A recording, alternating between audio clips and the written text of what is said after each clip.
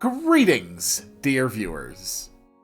I'm Quill and welcome back to Katawa Shoujo. It's been a few days. I think my voice has continued to recover more. Not that that's going to make much difference. Hanako doesn't come to the morning class at all, leaving her seat looking empty and lonely in the back of the classroom. I have to tell her that Lily was looking for her if I see her later. After the events of this morning, class is pretty boring in comparison. I'd turn the pages of my textbook lazily. I have a bit of catching up to do, despite trying to keep up with my studies at the hospital, but I'm not feeling that enthusiastic about it. Ah crap, what voice did I give Hanako? Okay, I reviewed. The clock at the front of the room sounds unbearably loud. The teacher hasn't said anything in over 7 minutes, instead opting to cover the board in rows and rows of equations taken directly from the book. I didn't just skip a text, did it? Nope, okay, I'm good.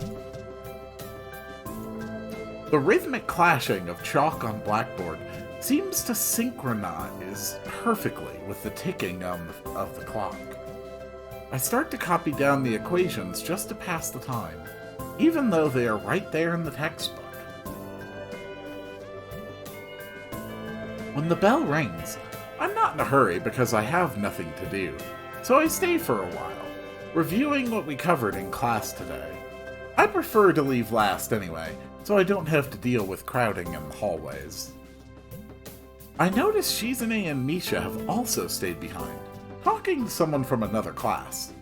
Shizune is signing so fast that her hands make noises like swords cutting through the air. Maybe there's pent-up anger in there.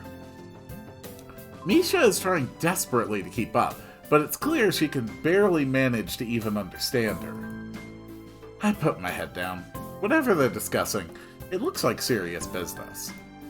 Shizune signs to the point where her wrists crackle, and Misha struggles to spit it out in word form. Sometimes she trips over herself, like she's dealing with tongue twisters, and then on top of that she has to sign back anything the other girl says. Seems like a rough job.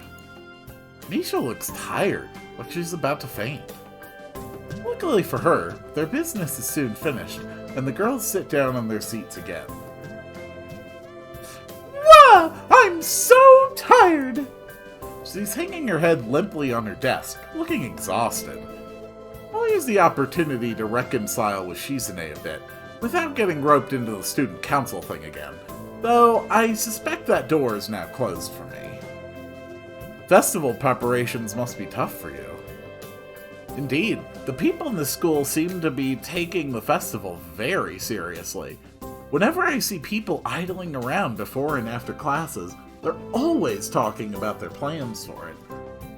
It's kind of neat to see everyone being so enthusiastic about it. I'm probably the only one who doesn't have something to do. Shizune scoffs at me at first, as if trying to decide whether to ignore or sneer at me, but in the end she starts signing without doing either. Misha perks up, looking at her hands with slightly unfocused eyes. She signs with harsh, heavy, dramatic strokes. Misha translates her signing into speech for me. She does it so well, it's almost like Shizune is actually speaking, transmitting her thoughts directly through Misha. You must have practiced it vigorously. Well, of course, we're in the student council, you know, so we're pretty busy. It's an important duty of ours to ensure the success of the festival with all our strength. We would shame ourselves in front of the past student council generations if the festival were to fail. That's why there must be no flaws. I think that was encumbrances. No, nothing that makes the festival short of perfect. Shizune's passionate speech and Misha's enacting are really oddly fitting of them. Oh, hello! I look over my shoulder and see Hanako peering timidly into the classroom, most of her body hidden behind the door. Hey! Playing delinquent again? Hanako blushes hard at Misha's straightforward jab, even if it was only in jest. Shizune stares at her probingly, causing Hanako to look down and start backing away to the point where only her fingers can be seen wrapped nervously around the edge of the door. Maybe she is showing her dislike of Hanako by association of her dislike of Lily. It appears so, and Hanako probably knows it well. What is it, Hanako? Has Lily been here? Sorry, haven't seen Sato. She, came by in the morning, though. Hanako keeps looking uneasily at Shizune, who stares back at her with her usual studying gaze. What is she trying to do? Of course Shizune isn't going to look away, and she is intimidating enough as it is, so I can only imagine how terrified Hanako would be. It is a little uncomfortable watching Hanako's reaction to Shizune's normal behavior. This is what happens when two people of two different extremes meets, it seems. Do you know where she is? If she has any sense in her head, she's in her classroom, working on their festival project. But who knows where that woman is loitering at? Hanako nods quickly and retreats with haste. What were we talking about? Oh yeah, we are really working hard to make the festival happen. And driving other people insane along the way. Well, good luck with that.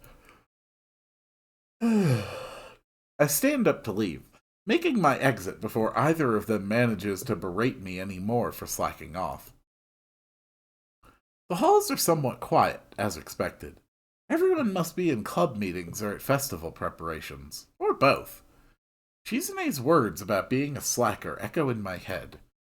I feel a bit guilty about not contributing, but I seem to lack the resolve to do something concrete about the matter. For the festival, it's too late unless I count helping Shizune and Misha, which I naturally don't. And clubs, I don't know. Maybe I'm not a club type of person.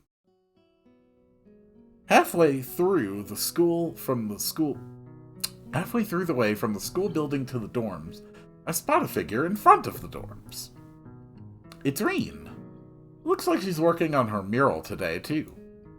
I walk over to her, but she doesn't seem to notice me approaching. She's sitting on an upturned box, looking intently at the wall she is painting with a brush held between her toes. The mural has progressed considerably since yesterday, but it's still only half done as far as I can tell. More colors have appeared, and the twisted, human-like figures have spread and increased in number. I have to say, the style is quite eye-catching and very unique. Not that I would be knowledgeable about art by any measurable scale, but it's very nice-looking nevertheless. I clear my throat to get her attention, but not startle her so that her concentration won't break. Wait. She doesn't even turn to check who it is. I'll wait. Yes?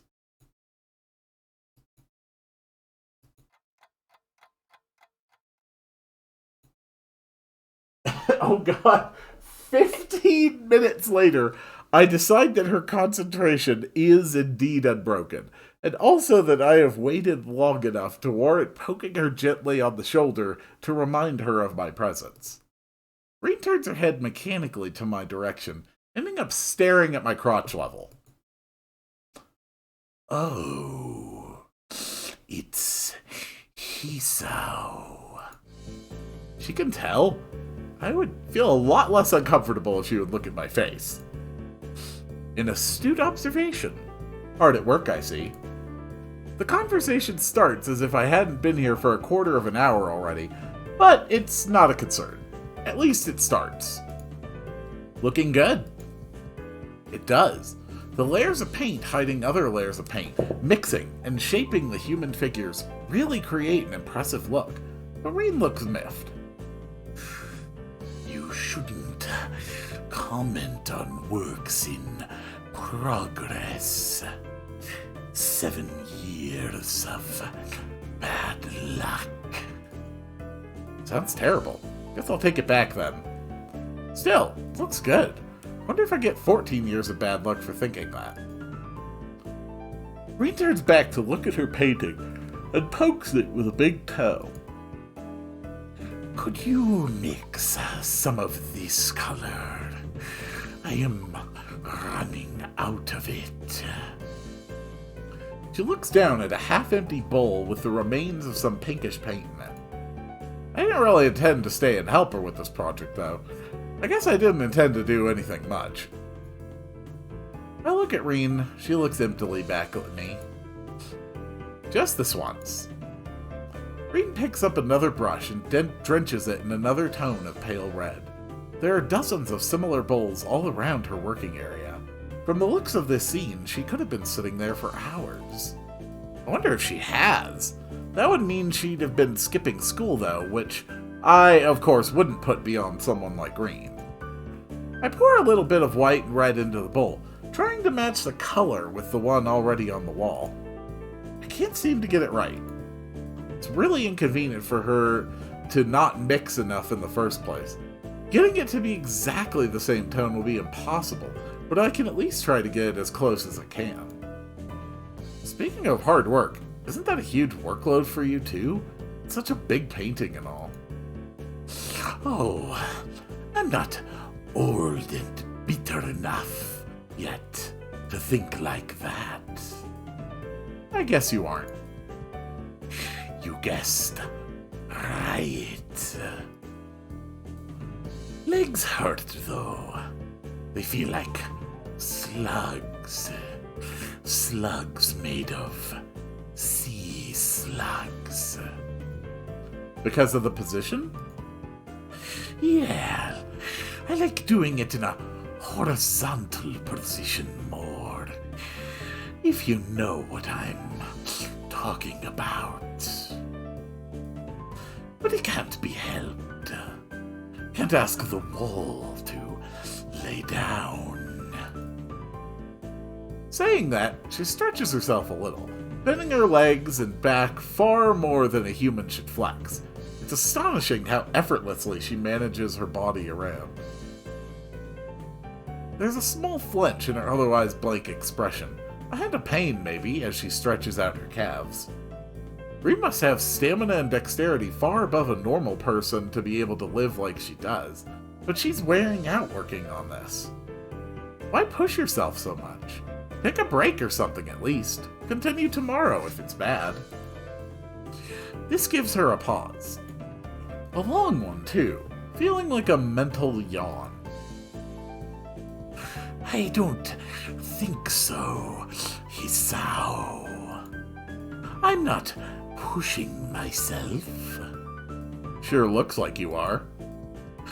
No, it's not about pushing or pulling, or anything related to that kind of thing. There is this boy. A boy? Yes. Where? At the art club. And he is blind. Oh. How can you paint if you are blind? No idea. So why is he there? That's the point. He is there. She really should speak more than one word at a time to make this feel more like a discussion and less like an interrogation. He can't really do anything that you'd call art, right? But he comes there anyway, and paints. Why? I don't know. Why? I don't know. That's why I asked. So? He doesn't paint often, but I think his paintings are very interesting. I'm sure they are. I once tried that, painting with eyes closed. Wasn't too interesting, and cleaning up the floor took ages. Didn't try again. But he's becoming better at sculpting. I see. Maybe she was trying to make a point with this. Maybe she forgot she had one. Seems like the art club is full of interesting people. Not really. Pretty blunt statement, and she totally missed the sarcasm. No? Just like I said, they are not very interesting. I usually don't have much interest in people who are not interesting. Maybe you have. Maybe. But that boy is interesting. Maybe I am like that boy, or maybe you are. Maybe everyone is. Doing things you can't do just because you can. That's pretty deep, I think. Tell that to her. You're a deep one. Nah, I'm a really shallow and thoughtless person. People say that to me all the time. Did you know I can only think of 4 things at the same time? No, but now I do. Right now, I'm thinking of the second floor girls' toilet, ice cream flavored ice cream, the middle toe, and a haircut. I'm going to need a haircut. She shakes her head around vigorously, letting her short and messy hair ruffle wildly around. I can see that doing it is something she likes to do. We fall silent as Reen treads around absent-mindedly, poking some brushes around. The thought that the art club sticks in my head for a while longer. Feeling like I'm treading on very unknown territory with art. The way these meetings with Reen go, it's as though I'm starting a smoking habit or something. I should probably stop talking with her. Don't you dare. I like Reen. It's not like I dislike her, despite the confusion her being herself causes. And I don't dislike art either. I've even drawn for fun sometimes. I just don't have a real creative drive or any technical skill.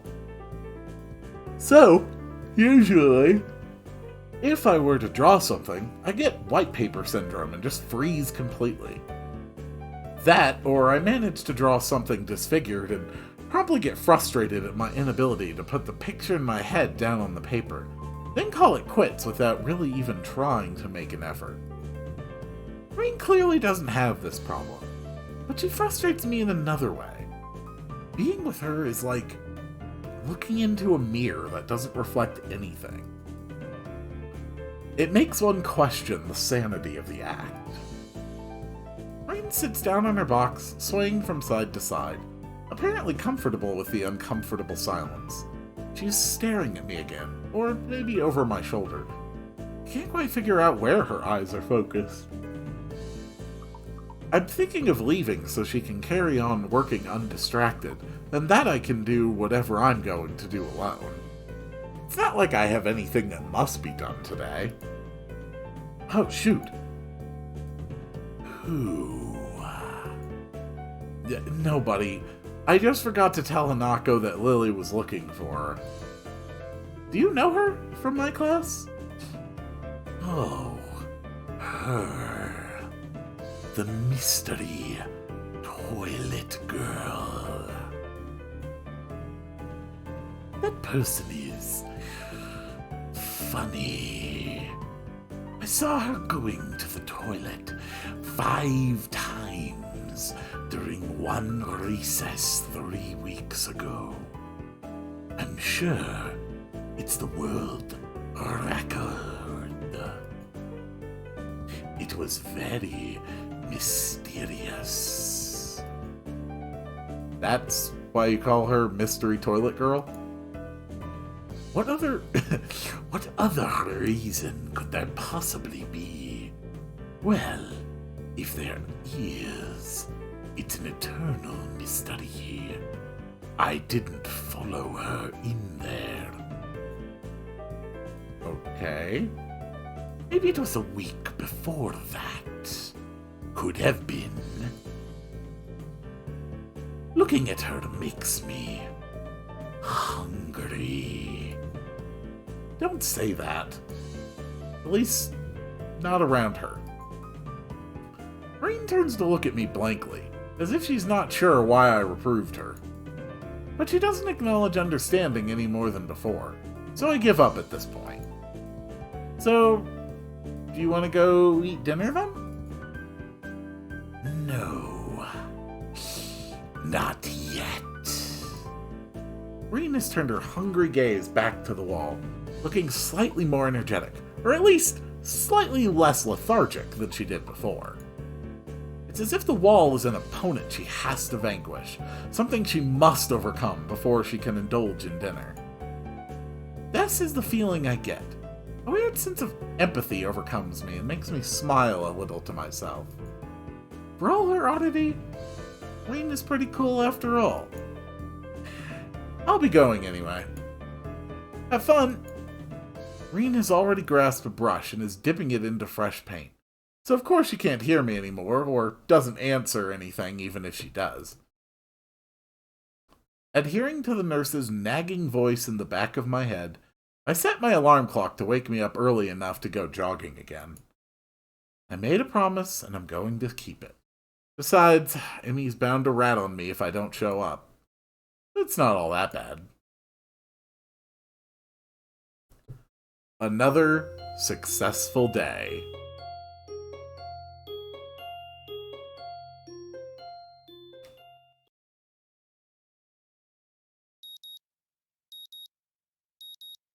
My morning alarm goes off, and I flail about uselessly for a while until I remember that I'd decided to give morning runs another shot.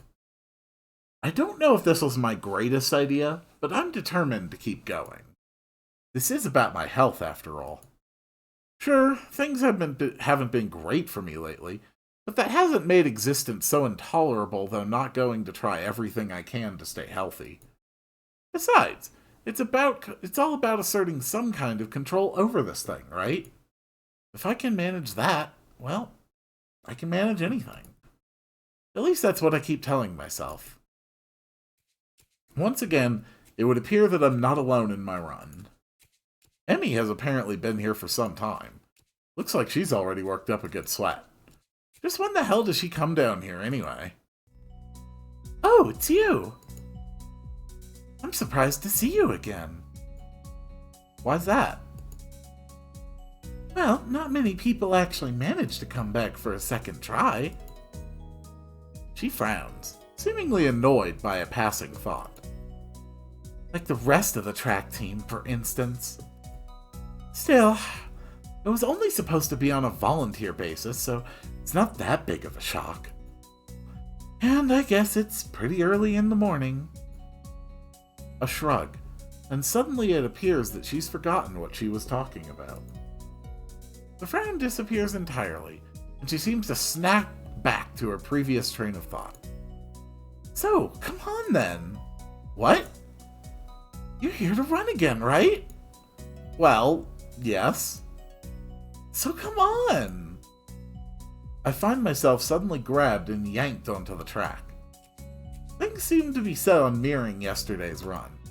That is, I seem to be struggling, while Emmy moves with an effortlessness that I find enviable. It's incredibly bothersome to be so easily worn out. I know I should be patient, work toward things gradually, but it's difficult to stay positive about this. We round the track and start on our second lap. Emmy seems to have grown impatient keeping pace with me and begins to pull away. This is where I gave out yesterday. Will I be able to do more?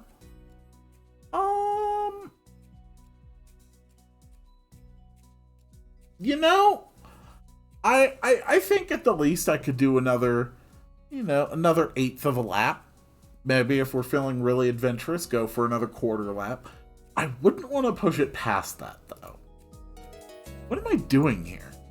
Am I really just going to fold and let Emmy pull ahead? No, don't increase your pace. Don't increase your pace. I speed up. That is not what I intended you to do. The second lap's done quickly, and without even considering it, I keep going. That is a very stupid idea. Emmy looks back over her shoulder at me and grins. Still going? Wouldn't want you to think I'm out of shape. Emmy laughs, without breaking her stride no less, and speeds up even more. Well, if this is the way we're going to play things, no, you need to stop. I increase my own pace as well. Please stop. I can feel my lungs burning, and my legs are starting to question just what the hell I think I'm doing. Lactic acid screams in my muscles, but I close my ears. I can't let myself fall behind, because that would be a loss. The rational voice in my head inquires mildly just when we started playing a game. I'd answer it, but I'm having a lot of trouble thinking at present.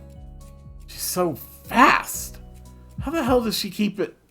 It's like a string pulling at my chest, a choking feeling of narrowness and pain. Before I can think of anything else than, oh shit, the track disappears from under my feet.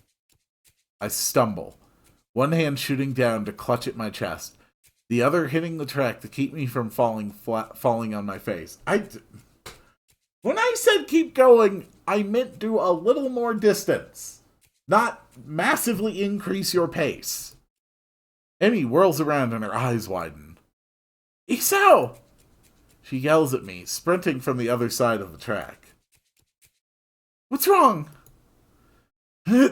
Nothing, just keep your breathing steady. Calm down. Don't panic. Don't panic. Do you need me to get the nurse? I close my eyes, shutting out the outside world. My heart struggles to regain its rhythm. Slowly, the pain in my chest begins to subside. Soon it's gone, like nothing happened. It was nothing? No, something happened there. I opened my eyes again and glanced at a very worried Emmy. I think I'm fine. My voice sounds weird even to myself, oddly even and matter of fact. It makes Emmy frown. I don't think you are. She seems to come to a decision and nods to herself. Right, you're coming with me. You've got to see the nurse. Emmy grabs my arm and drags me up. I feel a bit wobbly, but I refuse the shoulder Emmy offers for support. Honestly, I'm a little ashamed at my own weakness. Don't be. I'd rather not have Emmy concerned about me, but it seems to be too late. Heck, I'd really rather not have anyone concerned about my condition, though at this point it seems to be too late for that as well. I'd like to be able to deal with the whole thing on my own, without being a bother to anyone else. While I'm wishing for things, I'd rather not have this condition in the first place. Nurse! Emmy crashes into his office without knocking, but it doesn't alarm the nurse in the least. Yeah! Good morning, sunshine! What's up? Sunshine? Anyway, he calmly sips from his coffee mug, but lays it down after following Emmy's gaze to me looming in the doorway. Hisao, what brings you here? We were running, and he stumbled over and started grabbing his chest, and I thought I'd come and get you, and I thought I'd come get you and make him wait there, but he said he was okay, but then I thought you should see him anyway, and... Easy there, Emmy. Calm down. Hisao, what happened? I don't know. We were running. My chest started hurting like that time before, but it went away after a few seconds. It was just a flutter or something. The nurse frowns, as if to say that just a flutter is some kind of oxymoron. I didn't mean quite this when I suggested to get some exercise. You've got to be more careful, Hisao. I was being careful. Come to think of it, I just got into a race with a member of the track team. Doesn't seem as well-reasoned as I thought it would. You just what? It is. I was racing Emmy. Emmy, is this true? Emmy fidgets, looking adorably contrite. Well... Finally, she can't bring herself to say it aloud and merely nods. The nurse sighs and rubs at his forehead with one hand tiredly. Emmy, you've got to be more sensitive to the limits of others. I don't know if I told you, but Hisao has a bad heart, and getting him to race you was incredibly irresponsible. Yeah, she did not initiate that. Actually, I started it. The nurse is stunned by my statement. You what? We were just running and Emmy started to pull away, so I sped up to catch her. The nurse stares at the ceiling, mutters a prayer for patience to some god or another, and looks back down at the both of us. So you're both stupid!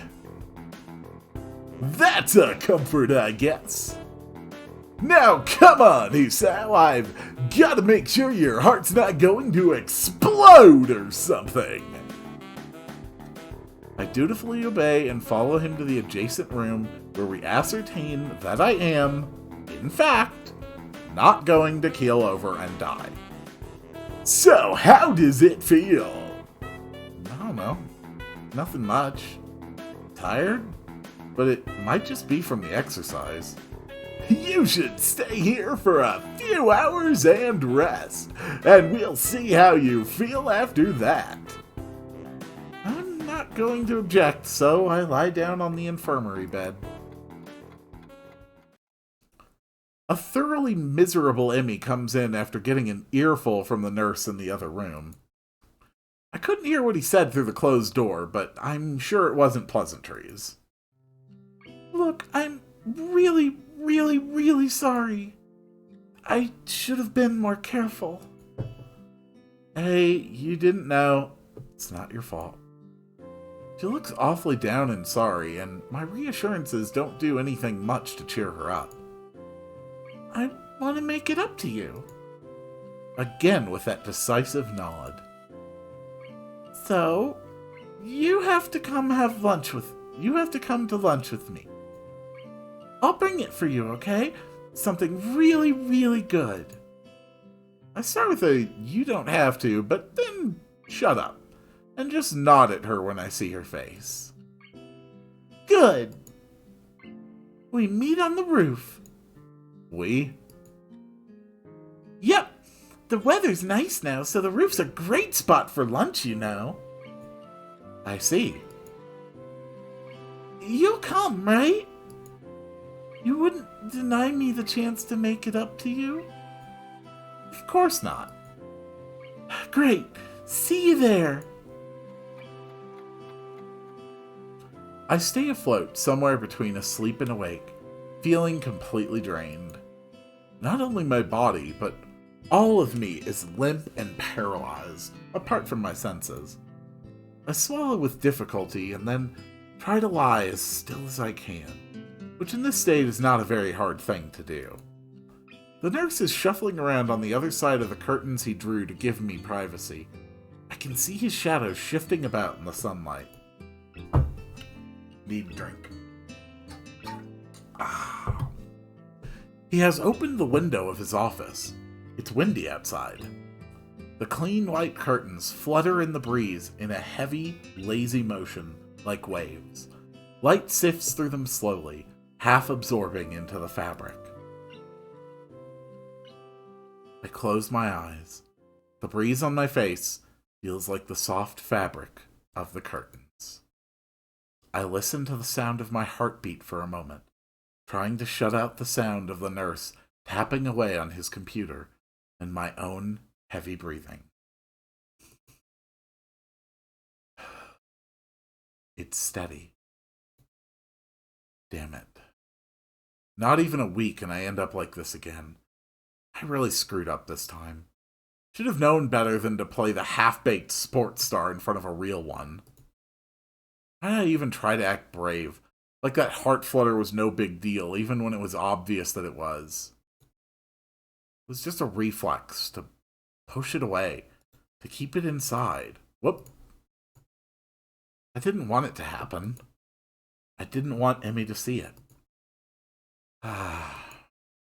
Stupid, stupid, stupid. I have to be more careful, or I'll wind up in the hospital again. Or worse. That's my final thought before I give in to the tiredness.